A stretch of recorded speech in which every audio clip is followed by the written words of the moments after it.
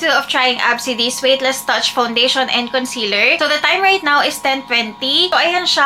After an hour sa face ko, wala akong nakikitang like drastic change. But let's see if after few more hours, kumusta siya. Ayan. So, 4:25 a.m. Pero, ayan siya. Kita na yung pagbibuild up ng oil dito. And of course, dito. Other than that, wala pa akong napapansin like nabubura. Grabe, hindi ko na kaya, talagang inaantok na ako. Pero the time right now, kita nyo ba, 7:05 in the morning. So kung paano tayo nagsimula kanina ng 9:20, wala akong dinagdag, wala akong binawas, hindi ako nag-blot or kung ano man, hindi ako nag-powder. Pero ganyan pa rin ang itsura niya. Have I done this wear test ng maghapon? Mas OA yung pag-oily ko. Anyway, wala naman ako nabasa na kine-claim nila ng long lasting siya or perfect for oily skin. Gusto ko lang ipakita sa inyo yung status niya after almost 10 hours. Kasi syempre iba naman yung pag-oil up natin sa hapon at iba din yung pag-oil up natin sa magdamag. Ala, ang ganda pag blinat. Fairness naman kay Absidy ha. Ayan, kinuha ko pa yung nire-review natin sa kabilang kwarto. Pero first impression, pasado, and also wear test pasado din. Bet ko to.